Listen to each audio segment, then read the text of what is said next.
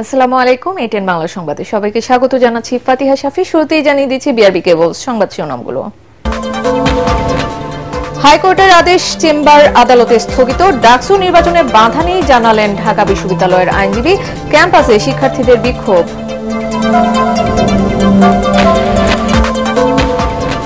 সুষ্ঠু নির্বাচনের মাধ্যমে গণতন্ত্র প্রতিষ্ঠাই এখন বিএনপির বড় চ্যালেঞ্জ। প্রতিষ্ঠাবার্ষিকীতে জিয়ার সমাধিতে শ্রদ্ধা শেষে মির্জা ফখরুল। ইতিবাচক রাজনীতির প্রত্যাশা বিশ্লেষকদের। পিআর পদ্ধতিতে নির্বাচন এবং জুলাই সনদের আইন ভিত্তি প্রতিষ্ঠিত না হলে দেশে আবারও ফ্যাসিবাদের জন্ম হবে, মন্তব্য মিয়া গোলাম পরোয়ারের।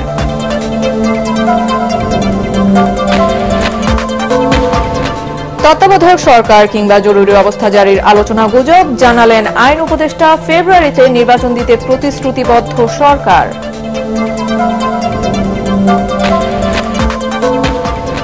জনগণের প্রত্যাশা পূরণ করতে পারেনি অন্তর্বর্তী সরকার, অভিযোগ অর্থনীতিবিদদের।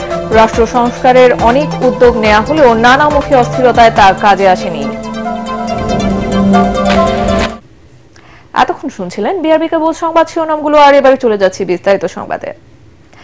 ডাকসু নির্বাচনে হাইকোর্টের দেয়া স্থগিতাদেশ স্থগিত করেছে চেম্বার আদালত। ঢাকা বিশ্ববিদ্যালয় কর্তৃপক্ষের করা আবেদনের প্রেক্ষিতে আপিল বিভাগের চেম্বার বিচারপতি ফারাহ মাহবুব এ আদেশ দেন। এর ফলে ডাকসু নির্বাচনে কোনো বাধা নেই বলে জানিয়েছেন আইনজীবীরা।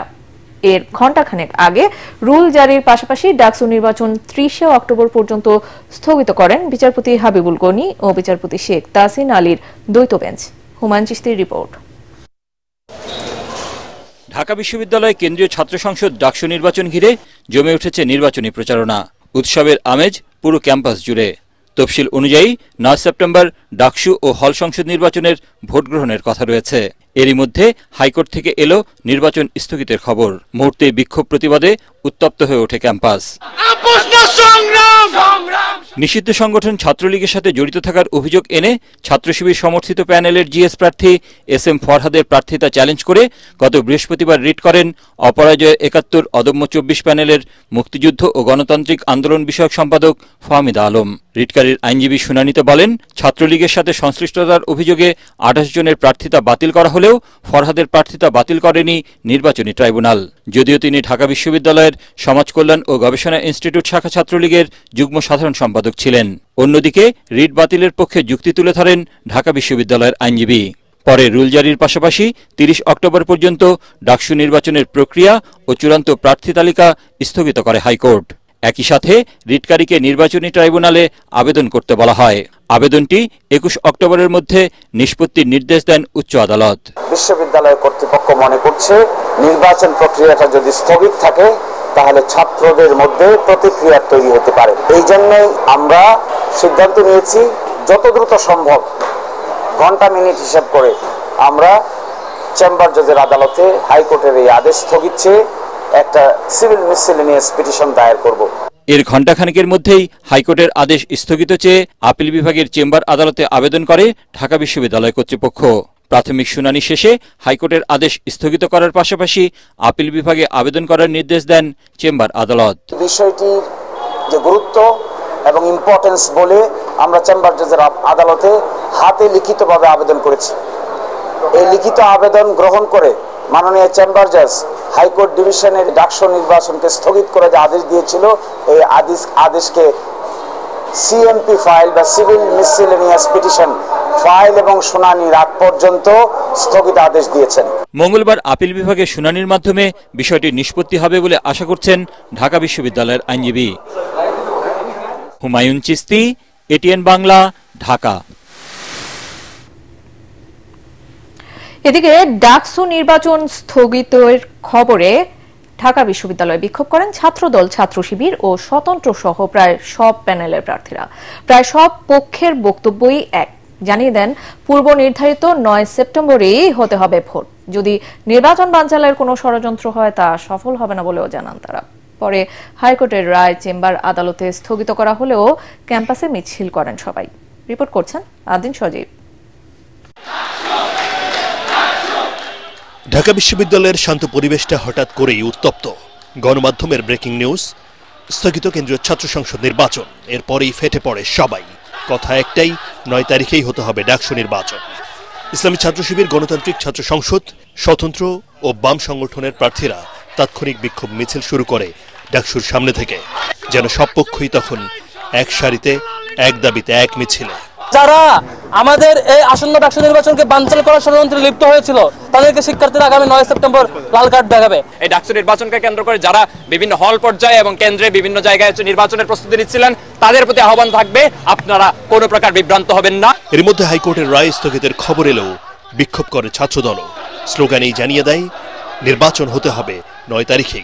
আমাদের প্রচার কার্যক্রম এখান থেকে আবার আমরা রুট টু রুট ফিরে যাব, হল টু হল ফিরে যাব।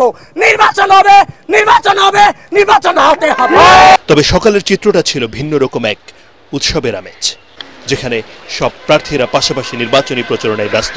শিক্ষার্থীরাও স্বতঃস্ফূর্তভাবে সব পক্ষের আশ্বাস শুনছেন, নিচ্ছেন ভোটের প্রস্তুতিও। আমরা মনে করি যে ডাকসু নির্বাচনকে প্রশ্নবিদ্ধ করার জন্য যদি কোনো একটা সার্টেন গোষ্ঠী কাজ করে, এটার জবাব শিক্ষার্থীরা দিবে, আমরা তাদের সাথে থাকবো। বিভিন্ন ক্যান্ডিডেট কিন্তু বিভিন্ন সময়ে নানাভাবে আচরণবিধি লঙ্ঘন করে যাচ্ছে। ভয় সংস্কৃতিকে আবার কোনোভাবে মাথাচাড়া দিয়ে উঠতে দেওয়া যাবে না।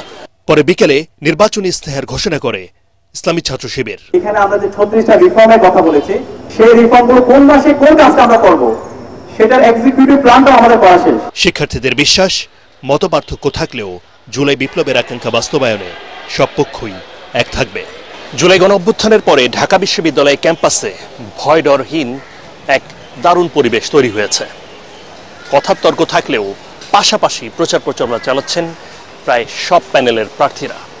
এটাকে ইতিবাচকভাবে দেখে সাধারণ শিক্ষার্থীরা বলছেন এমন পরিবেশ যেন বজায় থাকে শেষ দিন পর্যন্ত। আব্দিন সজীব, এটিএন বাংলা, ঢাকা বিশ্ববিদ্যালয়। ডাকসু নির্বাচন ঘিরে বিশ্ববিদ্যালয় কর্তৃপক্ষকে জড়িয়ে অবান্তর কথা বলে বিতর্ক উস্কে না দিয়ে প্রার্থীদের ঐক্য ধরে রাখার আহ্বান জানিয়েছেন ঢাকা বিশ্ববিদ্যালয়ের উপাচার্য ডক্টর নিয়াজ আহমদ। রাতে এক প্রেস ব্রিফিংয়ে তিনি বলেন, ডাকসু নির্বাচন একটি চ্যালেঞ্জিং প্রক্রিয়া, এখানে বাধা আসবেই। অংশীজনদের সাথে বিস্তারিত কথা বলেই মাঠে নেমেছে বিশ্ববিদ্যালয় প্রশাসন। ভোট স্থগিতের রায় স্থগিত হয়েছে, ফলে ভোট নির্দিষ্ট সময়েই হবে।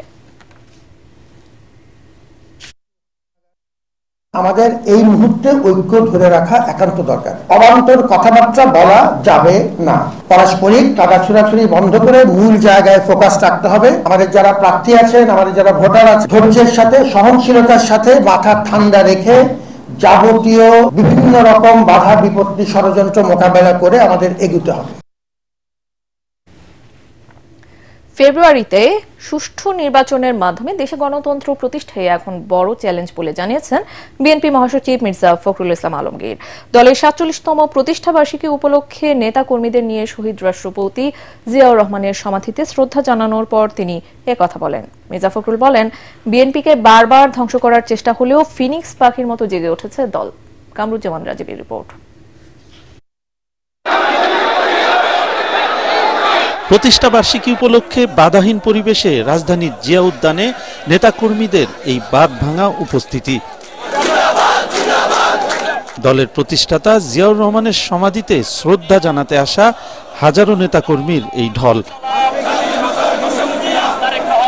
মিছিল স্লোগানে মুখরিত হয়ে ওঠে পুরো এলাকা। নেতাকর্মীদের উদ্দীপ্ত উচ্চারণ, সব ষড়যন্ত্রের জাল ছিন্ন করে অব্যাহত থাকবে বিএনপির সংগ্রাম, সাফল্য আর গৌরবের অগ্রযাত্রা। অবাধ সুষ্ঠু নির্বাচন নিশ্চিত করা এবং এই নিশ্চিতকরণের মধ্যে দিয়ে আমাদের আইনের শাসন, ন্যায় বিচার এবং সংবাদপত্রের স্বাধীনতাকে পুনরুজ্জীবিত করা, সেগুলোকে নিশ্চিত করা, এটাই হচ্ছে আমাদের আজকের অঙ্গীকার। যত রকম ষড়যন্ত্র আসুক না কেন, ইনশাআল্লাহ আমরা এটাকে মোকাবেলা করবই এবং আমরা ঐক্যবদ্ধ থাকব। দলের প্রতিষ্ঠাবার্ষিকীর দিনটিতে নেতাকর্মীদের চোখে মুখে ছিল নতুন আশার আলো, কণ্ঠে ছিল গণতন্ত্র প্রতিষ্ঠার মাধ্যমে নতুন দেশ গড়ার প্রত্যয়। আমরা সকল ষড়যন্ত্র মোকাবেলা করে ইনশাআল্লাহ বাংলাদেশের মানুষের যে 15 বছরের যে আশা আকাঙ্ক্ষা, একটি অবাধ সুষ্ঠু নিরপেক্ষ নির্বাচন, সেই নির্বাচনকে ইনশাআল্লাহ আমরা সফলভাবে শেষ করব। আগামী দিনে ইনশাআল্লাহ আমাদের বিএনপি ভারপ্রাপ্ত চেয়ারম্যান জনাব তারেক রহমানের নেতৃত্বে আমাদের দল এগিয়ে যাবে। দলের সিনিয়র নেতাদের নিয়ে জিয়ার সমাধিতে শ্রদ্ধা জানান বিএনপি মহাসচিব মির্জা ফখরুল ইসলাম আলমগীর। দেশ ও জাতিকে সংকট থেকে উত্তরণে মোনাজাতে অংশ নেন সর্বস্তরের নেতাকর্মী। পরে বিএনপি মহাসচিব বলেন, জিয়াউর রহমান জাতীয়তাবাদের দর্শনের মাধ্যমে রাজনীতিতে আমূল পরিবর্তন পরিবর্তন নিয়ে এসেছিলেন। বিএনপিকে বারবার ধ্বংসের চেষ্টা হয়েছে, কিন্তু প্রতিবারই গণতন্ত্র রক্ষায় জিয়ার আদর্শ নিয়ে জেগে উঠেছে বিএনপি। বিএনপি গণতন্ত্রকে পুনরুদ্ধারের জন্য দীর্ঘ সংগ্রাম করেছে, লড়াই করেছে, বারবার চেষ্টা করা হয়েছে বিএনপিকে ধ্বংস করে ফেলবার, কিন্তু বিএনপি ফিনিক্স পাখির মতো প্রতিবার এই আদর্শকে নিয়ে, জিয়া রহমানের আদর্শকে নিয়ে, খালেদা জিয়ার আদর্শকে নিয়ে জেগে উঠেছে। মির্জা ফখরুল বলেন, সব ষড়যন্ত্র মোকাবেলা করে জাতীয় নির্বাচন সফল করাই বিএনপির মূল লক্ষ্য। আল্লাহর আশীর্বাদ সহমতে জনগণের আন্দোলনের মধ্য দিয়ে, ছাত্রদের আন্দোলনের মধ্য দিয়ে ভয়াবহ হাসিনা থেকে মুক্ত হতে পেরেছি, ফ্যাসিবাদ থেকে মুক্ত হতে পেরেছি। 26শে ফেব্রুয়ারি মাসে যে নির্বাচন অনুষ্ঠানের কথা আছে, সেই নির্বাচন অনুষ্ঠান সুষ্ঠুভাবে সর্বত্র সহযোগিতা করা, সাহায্য করা। দেশ পরিচালনার দায়িত্ব পেলে রাজনীতিতে পরিবর্তনের অঙ্গীকার ব্যক্ত করেন বিএনপি মহাসচিব। গণতন্ত্র ও মানুষের অধিকার প্রতিষ্ঠার আপসীন সংগ্রামের মাধ্যমে নানা ঘাত প্রতিঘাত ও চড়াই উতরাইয়ের মধ্যে দিয়ে দেশের সবচেয়ে জনপ্রিয় রাজনৈতিক দলে পরিণত হয়েছে বিএনপি। নেতাকর্মীরা বলছেন, দেশের স্বাধীনতা, সার্বভৌমত্ব, গণতন্ত্র যতবারই হুমকির মুখে পড়েছে, বিএনপির নেতৃত্বে ততবারই দেশ ও জাতি ঘুরে দাঁড়িয়েছে। এবারও লক্ষ্যচ্যুত হবে না বিএনপি, জানালেন জনপ্রত্যাশা পূরণের মাধ্যমে দেশ গড়ার অঙ্গীকার। কামরুজ্জামান রাজীব, জিয়া উদ্যান, ঢাকা। ভিন্ন এক বাস্তবতা আর নানামুখী চ্যালেঞ্জের সামনে দাঁড়িয়ে প্রতিষ্ঠার ৪৭তম বার্ষিকী পালন করছে দেশের অন্যতম প্রধান রাজনৈতিক দল বিএনপি। গণতন্ত্র পুনঃপ্রতিষ্ঠা, জনগণের আস্থা ধরে রেখে অবাধ নিরপেক্ষ জাতীয় নির্বাচন আদায়ের দিকেই এখন দৃষ্টি দলটির। সেই সাথে সব ক্ষেত্রে জবাবদিহিতা নিশ্চিত করার মাধ্যমে বদলে ফেলতে চাইছে পুরনো ধারার রাজনীতিও। বিশ্লেষকরা বলছেন, রাজনৈতিক, অর্থনৈতিক, ভূ রাজনীতির নানা সমীকরণ মাথায় রেখে সম্ভাব্য ক্ষমতাসীন বিএনপিকে অনেক সাবধানে পা ফেলতে হবে। সেই সাথে গণ অভ্যুত্থানের আকাঙ্ক্ষা পূরণে গতানুগতিক রাজনীতিতে আনতে হবে বড় পরিবর্তন। থাকছে মইনুল হাসানের বিশেষ রিপোর্ট।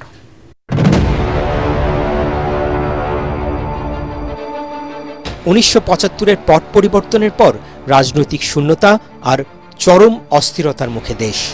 এমন পরিস্থিতিতে আবারও আলোচনায় আসেন স্বাধীনতার ঘোষক sector commander major Ziaur Rahman Bir Uttom. Bangladeshi জাতীয়তাবাদ আর বহুদলীয় গণতন্ত্রের বার্তা নিয়ে ১৯৭৮ সালের ১ সেপ্টেম্বর গোড়াপত্তন করেন বাংলাদেশ জাতীয়তাবাদী দল বিএনপি।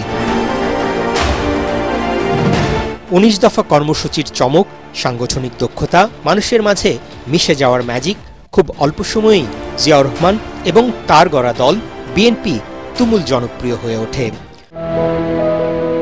১৯৮১ সালে জিয়াউর রহমানকে হত্যার পর দলের হাল ধরেন তার স্ত্রী বেগম খালেদা জিয়া।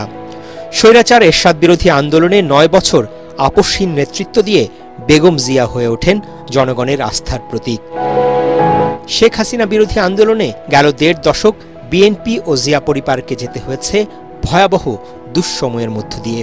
বেগম জিয়ার কারাবাস, গুরুতর অসুস্থতা আর ভারপ্রাপ্ত চেয়ারম্যান তারেক রহমানের নির্বাসিত জীবন, দুই শীর্ষ নেতার অনুপস্থিতির মধ্যেও তৃণমূল নেতাকর্মীদের ত্যাগ আর সাধারণ মানুষের সমর্থনে বৈরী পরিস্থিতি উতরে যায় বিএনপি। ২৪-এর গণঅভ্যুত্থানের পর সুদিনের প্রত্যাশায় এখন দলটি। বিএনপি জেল জুলুম শিকার হয়েছে, সংগ্রাম রাজপথে ছিল, অনেকেই কারাভোগ করেছেন। বিএনপি নিজেকে মধ্যপন্থী দল হিসেবে দাবি করে এবং সাম্প্রতিককালে যে রাজনৈতিক ক্ষেত্রে তার যে নীতি, পথ এবং বক্তৃতা, বিবৃতি, সেটা আমি মনে করি অনেকটাই ভারসাম্যপূর্ণ, অনেকটাই গঠনমূলক।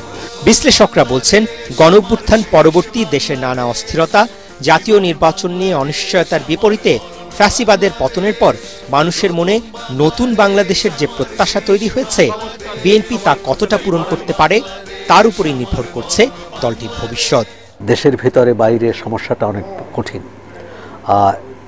অর্থনৈতিক সমস্যা, রাজনৈতিক সমস্যা, ভূ রাজনৈতিক সমস্যা, এই সমস্যাগুলো কীভাবে কাটাবে সবকিছু নির্ভর করে বিএনপিকে কিন্তু আরও কঠিন প্রস্তুতি নিতে হবে, যে সুশাসনের জন্যে, গণতন্ত্রের জন্যে এবং সমতার জন্য। জাতীয়তাবাদী দলের রাজনৈতিক ইতিহাস হচ্ছে সংস্কারের ইতিহাস এবং রাজনৈতিক প্রতিশ্রুতি পূরণের ইতিহাস। আমাদের দলের ইতিহাস হচ্ছে জনগণের আস্থা অর্জন করে উন্নয়ন এবং সমৃদ্ধির ইতিহাস। দলের নীতি নির্ধারকরা এও জানান, বিএনপি আগামী দিনের বাংলাদেশকে কেমন দেখতে চায় তারই ইঙ্গিত দেয়া হয়েছে দলের 31 দফা রাষ্ট্র সংস্কার প্রস্তাবনায়। আর তারুণ্যের যে রাজনৈতিক ভাবনা এবং তাদের যে অংশগ্রহণ, এই দুইটাকেই আমরা ধারণ করব, নিশ্চিত করব। এই হচ্ছে আমাদের আগামী দিনের চ্যালেঞ্জ। তা আশা করি জনগণের সাথে আমাদের একটা ঐক্য হবে। এখন এগুলোকে আমরা সাজাচ্ছি সুন্দরভাবে। আগামী দিনে ফেসিবাদের যাতে উৎপাত, যেটা আমরা সন্দেহ করি, সেটাকে যদি আমরা প্রতিরোধ করতে পারি, তাহলে পরে ইনশাআল্লাহ আমরা খুব সাকসেসফুলি আমাদের সেই সমস্ত অ্যাচিভমেন্টগুলো আমরা অর্জন করতে পারবো। নেতারা জানান, তারেক রহমানের পরিণত দূরদর্শী নেতৃত্ব আর বেগম খালেদা জিয়ার দিক নির্দেশনায় যে কোনো চ্যালেঞ্জ মোকাবেলায় প্রস্তুত বিএনপি। মইনুল হাসান, এটিএন বাংলা, ঢাকা। পিআর পদ্ধতিতে নির্বাচন এবং জুলাই সনদের আইন ভিত্তি প্রতিষ্ঠিত না হলে দেশে আবারও ফ্যাসিবাদের জন্ম হবে বলে মন্তব্য করেছেন জামায়াতে ইসলামের সেক্রেটারি জেনারেল মিয়া গোলাম পরোয়ার। বলেন, দেশের ৭১% মানুষ পিআর পদ্ধতিতে নির্বাচন চায়। পিআর পদ্ধতি ছাড়া আগামীতে দেশের মানুষ অন্য কোনো নির্বাচন গ্রহণ করবে না বলেও জানান তিনি। জাতীয় প্রেস ক্লাবে পিআর পদ্ধতিতে নির্বাচন ও জুলাই সনদের আইন ভিত্তি শীর্ষক আলোচনা সভায় এসব কথা বলেন তিনি। দেশের ৭১% মানুষ পিআর পদ্ধতিতে নির্বাচন চায় জানিয়ে মিয়া গোলাম পরোয়ার বলেন, যারা আওয়ামী আমলের মতো স্বৈরাচার ও ফ্যাসিবাদ ফিরিয়ে আনতে চায় তারাই সংস্কার ছাড়া নির্বাচন চায়। জুলাই বিপ্লবের পর জনগণ যাদের ক্ষমতায় বসিয়েছে তারাও ফ্যাসিবাদের সাথে আপোষ করছে অভিযোগ করে জামায়াতের সেক্রেটারি জেনারেল বলেন, জুলাই সনদ বাস্তবায়ন না হলে ছাত্র জনতার রক্ত বিফলে যাবে। সনদ বাস্তবায়নে গণভোট বা অর্ডিন্যান্স জারির আহ্বান জানান জামায়াতের এই নেতা। একটা দুইটা দল ছাড়া বেশিরভাগ ভোটারকে যারা রিপ্রেজেন্ট করছে তাদের সকলের মতামত হচ্ছে পিআর পদ্ধতি। আজকের এই গোল টেবিল থেকে আমি দাবি করব, এটা নিয়ে কনফিউশন দূর করার জন্য ইলেকশন কমিশনকে বলবো, চিফ অ্যাডভাইজারকে বলবো, প্রয়োজনে জুলাই সনদে ঐক্যমতের ইস্যুগুলো পিআর পদ্ধতি যুক্ত করে আপনি এটাকে গণভোটে দিয়ে দেন। জনগণ যা ভোট দেবে আমরা তাই মেনে নেব। রাষ্ট্রপতির সাথে সেনাপ্রধান ও প্রধান বিচারপতির বৈঠক ঘিরে তত্ত্বাবধায়ক সরকার কিংবা জরুরি অবস্থা জারির যে আলোচনা চলছে তাকে গুজব বলে জানিয়েছেন আইন উপদেষ্টা ডক্টর আসিফ নজরুল। তিনি বলেন, এসব বৈঠক রুটিন ওয়ার্ক, এতে বিচলিত হবার কিছু নেই। উপদেষ্টা বলেন, রাজনৈতিক দলগুলোর মধ্যে কিছু মতপার্থক্য থাকলেও আগামী ফেব্রুয়ারিতেই হবে নির্বাচন। সচিবালয়ে এসব কথা বলেন আইন উপদেষ্টা। রিপোর্টে জানাচ্ছেন মাহবুব কবির চপল। রোববার প্রধান বিচারপতি সৈয়দ রেফাত আহমেদের সাথে তাঁর বাসভবনে বৈঠক করেন সেনাপ্রধান জেনারেল ওয়াকার উজ্জামান। এর পরদিনই তিনি বৈঠক করেন রাষ্ট্রপতি ও প্রধান উপদেষ্টার সাথে। সেনাপ্রধানের এসব বৈঠক নিয়ে সামাজিক যোগাযোগ মাধ্যমে শুরু হয়েছে নানা জল্পনা কল্পনা। কেউ বলছেন জরুরি অবস্থা জারি হতে পারে, আবার কেউ বলছেন গঠিত হতে পারে তত্ত্বাবধায়ক সরকার। তবে আইন উপদেষ্টা বলছেন, সেনাপ্রধানের বৈঠক রুটিন কাজের অংশ, এতে বিচলিত হবার কিছু নেই। আর্মি চিফ প্রধান বিচারপতির সাথে দেখা করেছেন এই ধরনের কোনো তথ্য আমার জানা নাই। আমি দু একটা পত্রিকায় দেখেছি, আর অনলাইনে এটা নিয়ে নানান গুজব গুঞ্জন হয়েছে দেখেছি। এসব গুজব গুঞ্জন নিয়ে বিচলিত হওয়ার মতো কিছু নাই, এটা হচ্ছে আমার বক্তব্য। আর আর্মি চিফ অবশ্যই এখন পর্যন্ত তো অবশ্যই গুজব, আমি তো এই সম্বন্ধে কিছু জানি না। আইন উপদেষ্টা বলেন, নির্বাচন নিয়ে রাজনৈতিক দলগুলোর মধ্যে কিছু মতপার্থক্য আছে, তবে তা কেটে যাবে। নির্বাচন পেছানোর কোনো সুযোগ নেই বলেও জানান তিনি। আমাদের রাজনৈতিক দল যারা আছেন, আপনার জুলাই গণ অভ্যুত্থানে যারা পক্ষে শক্তি আছেন, তাদের কিছু বিষয়ে যে মতভিন্নতা রয়েছে বা মতভেদ রয়েছে, সেটা আমরা আশা করি সেটা দূর হয়ে যাবে। নির্বাচন আমরা সরকারের পক্ষ থেকে আমাদের যে অবস্থান সেটা আমরা বারবার বলেছি, আমরা ফেব্রুয়ারিতে নির্বাচন আয়োজন করার ব্যাপারে দৃঢ় প্রতিজ্ঞ এবং আমাদের যত রাষ্ট্রীয় কর্মকাণ্ড আছে এই লক্ষ্যকে সামনে রেখে অগ্রসর হচ্ছে, এখানে পেছানোর কোনো সুযোগ নাই। দেশের বিভিন্ন স্থানে আইনশৃঙ্খলা পরিস্থিতির অবনতির বিষয়ে প্রশ্ন করা হলে আইন উপদেষ্টা বলেন, বিপ্লব পরবর্তী যে কোনো দেশেই এমনটা হয়। বিপ্লব পরবর্তী পরিস্থিতিতে সমাজে বিভিন্ন রকমের অস্থিরতা থাকে এবং এই সমস্ত অস্থিরতার প্রেক্ষিতে আইনশৃঙ্খলা পরিস্থিতি মাঝে মাঝে যে আপনার অবনতি ঘটে, সেটা আপনার যতই দুঃখজনক হোক, হতাশাজনক হোক, এটা খুব অস্বাভাবিক বলে মনে করি না। নিরাপত্তা পরিস্থিতির উন্নতিতে সরকার তৎপরতা চালিয়ে যাচ্ছে বলেও জানান তিনি। আইন শৃঙ্খলা পরিস্থিতি মাহবুব কবির, চপল, এটিএন বাংলা, ঢাকা। হয়েছে আবার ভালো হয়ে। রাষ্ট্রপতি মোহাম্মদ শাহাবুদ্দিন ও প্রধান উপদেষ্টা ডক্টর মোহাম্মদ ইউনূসের সাথে সৌজন্য সাক্ষাৎ করেছেন সেনাবাহিনী প্রধান জেনারেল ওয়াকারুজ্জামান। রাষ্ট্রীয় অতিথি ভবন যমুনায় প্রধান উপদেষ্টার সাথে সাক্ষাতে সাম্প্রতিক চীন সফর ও দেশের আইন শৃঙ্খলা পরিস্থিতি নিয়ে আলোচনা করেন সেনাপ্রধান। এই সময় বর্তমান পরিস্থিতিতে আইন শৃঙ্খলা রক্ষায় বেসামরিক প্রশাসনকে সহায়তা করায় সেনাবাহিনীর ভূমিকার প্রশংসা করেন ডক্টর ইউনূস। একই সাথে বাহিনীর মধ্যে দৃঢ় কমান্ড কাঠামো এবং জাতীয় নির্বাচন পূর্ববর্তী সময়ে সব বাহিনীর মধ্যে ঘনিষ্ঠ সমন্বয়ের উপর জোর দেন তিনি। বৈঠকে অন্তর্বর্তী সরকারের প্রতি সেনাবাহিনীর পূর্ণ সহযোগিতার আশ্বাস দেন বাহিনী প্রধান জেনারেল ওয়াকারুজ্জামান। প্রধান উপদেষ্টাকে অনুরোধ জানান চলমান গুজবে কান না দেয়ার। পরে বঙ্গভবনে রাষ্ট্রপতির সাথে সাক্ষাৎ করেন সেনাপ্রধান। সেনাবাহিনীর অভ্যন্তরীণ চলমান উন্নয়নমূলক কাজ ও ভবিষ্যৎ পরিকল্পনা সম্পর্কে রাষ্ট্রপতিকে অবহিত করেন তিনি। সেনাবাহিনী প্রধান রাষ্ট্রপতি ও প্রধান উপদেষ্টাকে আশ্বস্ত করেন দেশের আইন শৃঙ্খলা পরিস্থিতির উন্নয়ন ও জনগণের নিরাপত্তা নিশ্চিতে সেনাবাহিনী সর্বাত্মক সহযোগিতা অব্যাহত রাখবে। অন্তর্বর্তী সরকার সংস্কারের প্রত্যাশা পূরণ করতে পারেনি বলে অভিযোগ করেছেন অর্থনীতিবিদরা। রাজধানীর গুলশানে একটি হোটেলে বাংলাদেশ রিফর্ম ওয়াচের অনুষ্ঠানে তারা এসব কথা বলেন। অর্থনীতিবিদ দেবপ্রিয় ভট্টাচার্য বলেন, রাষ্ট্র সংস্কারের অনেক উদ্যোগ নেওয়া হলেও নানামুখী অস্থিরতায় তা কাজে আসেনি। এ সময় রাজনীতিবিদদের কুৎসিত বললে সংস্কার কে বাস্তবায়ন করবে তা নিয়েও প্রশ্ন তোলে অর্থনীতিবিদ হোসেন জিল্লুর রহমান।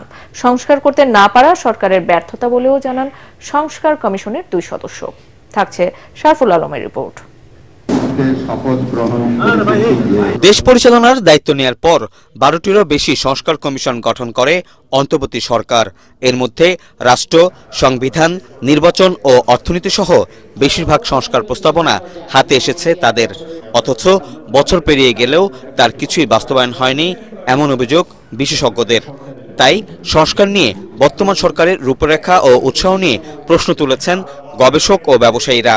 নির্বাচনের আগে সব সংস্কার সম্ভব নয় বলেও মনে করেন তারা। তাদের মতে সংস্কার ছাড়া ঝুঁকির মুখে পড়বে নির্বাচন। নামহীন জনগণের শ্রম এবং স্যাক্রিফাইসের বদলে পরিবর্তন হলো, তার আজকে গণনার মধ্যে নেই। পুরো জিনিসটাই একটা যমুনার দেয়ালের মধ্যে আটকে গেছে। তাদের যে সক্ষমতা আমরা গত 13 মাসে দেখেছি, অর্থনৈতিক উন্নয়নের ক্ষেত্রে এই ব্যবসায়ী সংগঠনগুলোর স্বচ্ছতা, জবাবদিহিতা এবং লেজুর বৃত্তিহীন ভূমিকা পালন করাটা অত্যন্ত জরুরি। নির্বাচনের প্রস্তুতিতে বিভিন্ন ধরনের প্রক্রিয়া আমরা এই মুহূর্তে লক্ষ্য করছি। এই মুহূর্তে বাংলাদেশের উপর দিয়ে একটা ঝড় যাচ্ছে। এই ঝড়ের ভিতরে আমাদের সম্পদগুলোকে রক্ষা করতে হবে। সরকার আসে, সরকার যায়, অন্তর্বর্তী সরকার কি পথ হারাইয়াছে? এই প্রশ্নটি এখন আমাদের মনের ভিতরে বড়ভাবে আসছে। যেসব সংস্কারে সংবিধান পরিবর্তনের প্রয়োজন নেই, সেগুলো কেন এখনো বাস্তবায়ন করা হচ্ছে না সে বিষয়ে ব্যাখ্যা চান বিশেষজ্ঞরা। এ সময় প্রস্তাবনা দিলেও সংস্কার সঠিক গন্তব্যে পৌঁছাবে কিনা তা নিয়ে সন্দেহ প্রকাশ করেন স্বয়ং সংস্কার কমিশনের সদস্যরা। এই যে সংস্কার প্রক্রিয়া, তার মধ্য দিয়ে এখন বলতে চাই এখনো করাটা সম্ভব। নির্বাচনের আগে আরো 5টা মাস সময় রয়ে গেছে।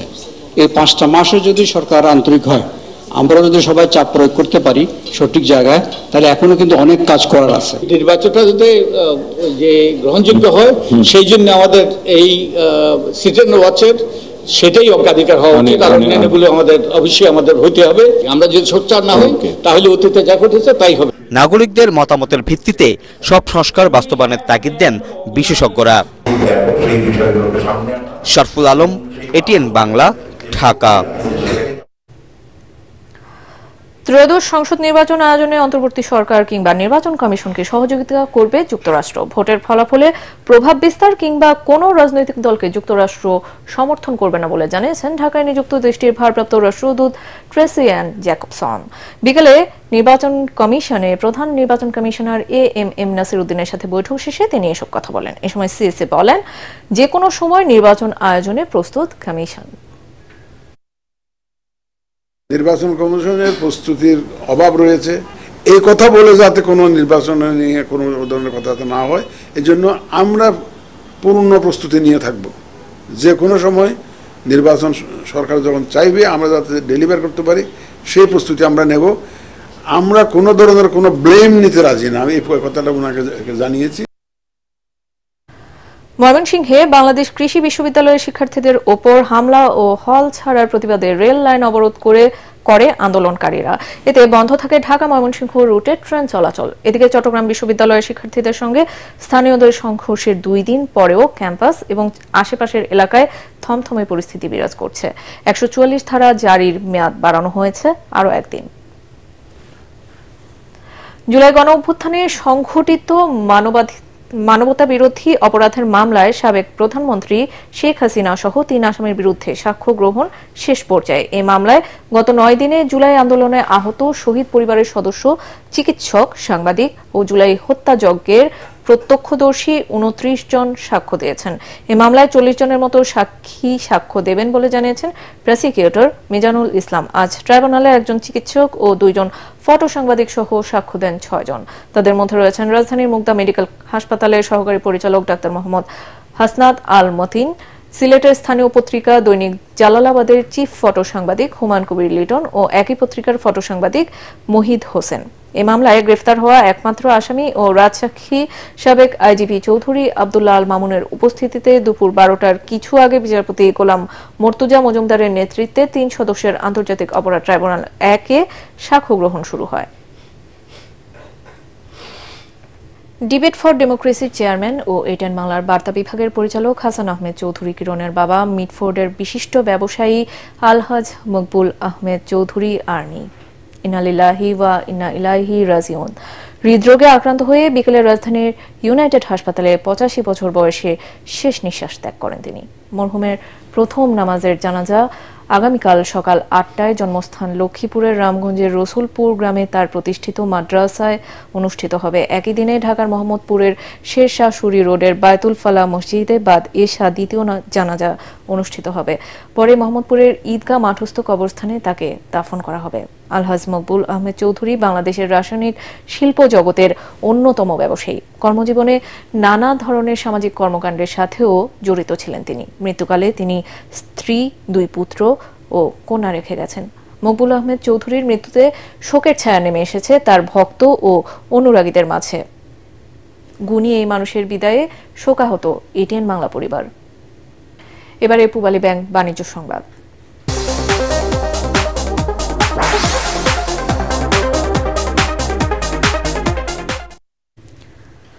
পরিকল্পিত বনায়ন করি, সবুজ বাংলাদেশ করি, এই স্লোগান নিয়ে নোয়াখালীতে শুরু হয়েছে বৃক্ষরোপণ অভিযান ও বৃক্ষমেলা। সকালে এর উদ্বোধন করেন জেলা প্রশাসক খন্দকার ইশতিয়াক আহমেদ। এই উপলক্ষে বর্ণিল শোভাযাত্রা বের করা হয়। জেলা প্রশাসকের কার্যালয়ের সামনে থেকে শুরু হয়ে শোভাযাত্রাটি শহরের বিভিন্ন সড়ক প্রদক্ষিণ করে। এরপর সামাজিক বনায়নের অংশীজনদের মাঝে চেক বিতরণ এবং শিক্ষার্থীদের মাঝে গাছের চারা বিতরণ করা হয়। পুলিশ সুপার আব্দুল্লাহ আল ফারুক ও বিভাগীয় বন কর্মকর্তা আবু ইউসুফ সহ নানা শ্রেণী পেশার মানুষ এ সময় উপস্থিত ছিলেন। এবারে থাকছে আল আরাফা ইসলামী ব্যাংক অর্থ সংবাদ।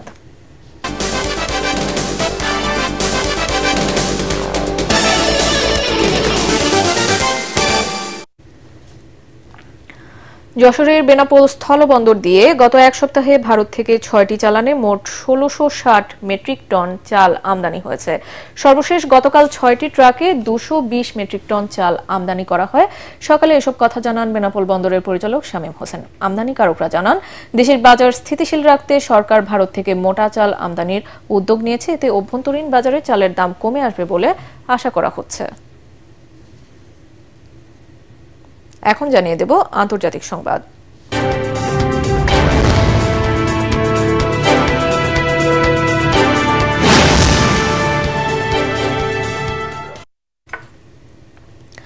স্নায়ুযুদ্ধের মানসিকতা পরিহার করে বহুপাক্ষিক সহযোগিতা জোরদার করতে আঞ্চলিক দেশগুলোর নেতাদের প্রতি আহ্বান জানিয়েছেন চীনের প্রেসিডেন্ট শি জিনপিং। চীনের তিয়ানজিন শহরে শুরু হওয়া সাংহাই কোঅপারেশন অর্গানাইজেশন SCO শীর্ষ সম্মেলনে তিনি এ আহ্বান জানান। শি জিনপিং বলেন, বিশ্ব এখন জটিল নিরাপত্তা ও উন্নয়ন চ্যালেঞ্জের মুখোমুখি। ভবিষ্যতেও বিশ্ব অস্থিরতার মধ্য দিয়ে যাবে, তাই ঐক্যবদ্ধভাবে এগিয়ে যেতে সকলের কাছে আহ্বান জানান তিনি। এ সময় চীনের বিশাল বাজারের সুযোগ কাজে লাগিয়ে বাণিজ্য ও বিনিয়োগ সহজীকরণের মাত্রা আরও উন্নত করার প্রতিশ্রুতি ব্যক্ত করেন চীনা প্রেসিডেন্ট। সম্মেলনে রাশিয়ার প্রেসিডেন্ট ভ্লাদিমির পুতিন, ভারতের প্রধানমন্ত্রী নরেন্দ্র মোদী, ইরানের প্রেসিডেন্ট পেজেশকিয়ান ও বেলারুশের প্রেসিডেন্ট আলেকজান্ডার লুকাশেঙ্কো সহ 20টিরও বেশি দেশের নেতা অংশ নিয়েছেন। এবারে জানিয়ে দিচ্ছি খেলার খবর।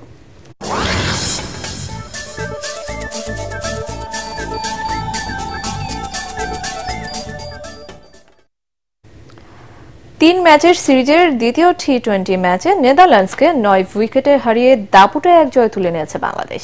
এতে 3 ম্যাচের সিরিজে 2-0 ব্যবধানে এগিয়ে গেল টাইগাররা। তাতে এক ম্যাচ হাতে রেখেই নিশ্চিত করল লাল সবুজের দল। ডাচদের দেয়া 104 রানের টার্গেটে 1 উইকেট হারিয়ে 41 বল হাতে রেখেই ছুঁয়ে ফেলে বাংলাদেশ। পরাগারমানের রিপোর্ট। সিরিজ জয়ের টার্গেট মাত্র 104 রান। এত কম রানের টার্গেটে বাংলাদেশ কখনো হারেনি, এবারও হারল না।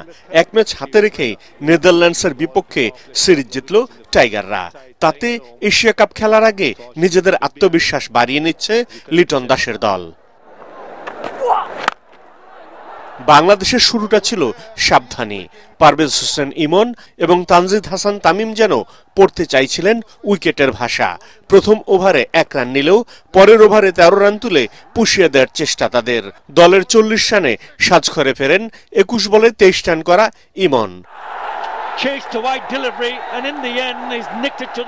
স্বাগতিকদের জয়ের আনুষ্ঠানিকতা শেষ করেন লিটন দাস ও তানজিদ হাসান দলের স্কোরে 64 রান যোগ করে। 40 বলে 2-6 আর 4 বাউন্ডারিতে 54 রানে অপরাজিত থাকেন তানজিদ, আর লিটন অপরাজিত থাকেন 18 রানে।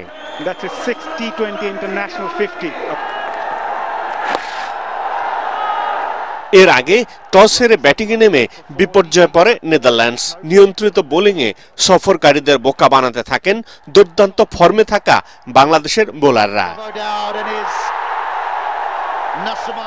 একাদশে সুযোগ পেয়ে নিজের প্রথম ওভারের দ্বিতীয় বলে ম্যাক্স ওডাউড এবং তৃতীয় বলে তেজা নিদামানুরুকে সাজঘরে ফেরত পাঠান নাসুম আহমেদ। শেষ দিকে হাল ধরেন আরিয়ান দত্ত। 24 বলে 30 রান করে শেষ ব্যাটার হিসেবে আউট হন তিনি। 21 রানে 3 উইকেট শিকার করেন নাসুম আহমেদ। 2টি করে উইকেট পান মুস্তাফিজ এবং তাসকিন আহমেদ। পরাগারমান, এটিএন বাংলা। জাতীয় নির্বাচনের আগেই হবে বাংলাদেশ ক্রিকেট বোর্ড বিসিবির নির্বাচন। সিলেটের একটি হোটেলে বিসিবির পরিচালনা পর্ষদের 21তম সভায় জানানো হয়, অক্টোবরের প্রথম সপ্তাহে হবে বিসিবি পরিচালনা পর্ষদের নির্বাচন। আনুমানিক 4 অক্টোবর হতে পারে। এদিকে বাংলাদেশ প্রিমিয়ার লিগ বিপিএল পরিচালনার দায়িত্ব পেয়েছে যুক্তরাষ্ট্র ভিত্তিক sports event management company IMG. 3 মৌসুমের জন্য বিপিএল এর দায়িত্ব পেয়েছে তারা। এছাড়া আইসিসির এলিট প্যানেলের সাবেক আম্পায়ার সাইমন টফেলকে 2 বছরের চুক্তিতে নিয়োগ দেওয়া হয়েছে। দেশি আম্পায়ারদের দক্ষতা বাড়াতে অস্ট্রেলিয়ার সাবেক এই আম্পায়ারকে যুক্ত করা হয়েছে বিসিবিতে। একটি ঘোষণা। এটিএন বাংলার নাম ব্যবহার করে সাংবাদিক পরিচয়ে কতিপয় ব্যক্তির বিরুদ্ধে সংবাদ সংগ্রহের নামে দেশের বিভিন্ন স্থানে চাঁদাবাজির অভিযোগ পাওয়া যাচ্ছে। এ ধরনের চাঁদাবাজ ও ভুয়া নাম ব্যবহারকারীদের নিকটস্থ থানায় সোপর্দ করার জন্য অনুরোধ জানাচ্ছে এটিএন বাংলা কর্তৃপক্ষ। এছাড়াও প্রতিষ্ঠানটিতে সাংবাদিক ও জনবল নিয়োগের ভুয়া বিজ্ঞাপন দিয়ে একটি চক্র প্রতারণা করছে। বর্তমানে এটিএন বাংলায় কোনো ধরনের নিয়োগ প্রক্রিয়া চলছে না। নিয়োগ নিয়ে কারো সাথে আর্থিক লেনদেন না করার অনুরোধ জানাচ্ছে এটিএন বাংলা কর্তৃপক্ষ। সংবাদ শেষ করছি, তার আগে বিআরবি কেবল সংবাদ শিরোনামগুলো জানিয়ে দিচ্ছি আরো একবার। হাইকোর্টের আদেশ চেম্বার আদালতে স্থগিত। ডাকসু নির্বাচনের বাধা নেই জানালেন ঢাকা বিশ্ববিদ্যালয়ের আইনজীবী। ক্যাম্পাসে শিক্ষার্থীদের বিক্ষোভ। সুষ্ঠু নির্বাচনের মাধ্যমে গণতন্ত্র প্রতিষ্ঠায় এখন বিএনপির বড় চ্যালেঞ্জ। প্রতিষ্ঠা বার্ষিকীতে জিয়ার সমাধিতে শ্রদ্ধা শেষে মির্জা ফখরুল। ইতিবাচক রাজনীতির প্রত্যাশা বিশ্লেষকদের। পিআর পদ্ধতিতে নির্বাচন এবং জুলাই সনদের আইন ভিত্তি প্রতিষ্ঠিত না হলে দেশে আবারও ফ্যাসিবাদের জন্ম হবে, মন্তব্য মিয়া গোলাম পরোয়ারের।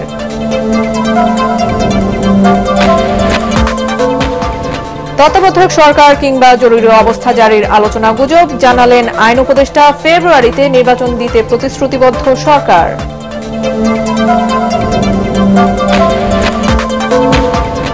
জনগণের প্রত্যাশা পূরণ করতে পারেনি অন্তর্বর্তী সরকার, অভিযোগ অর্থনীতিবিদদের। রাষ্ট্র সংস্কারের অনেক উদ্যোগ নেওয়া হলেও নানামুখী অস্থিরতায় তা কাজে আসেনি।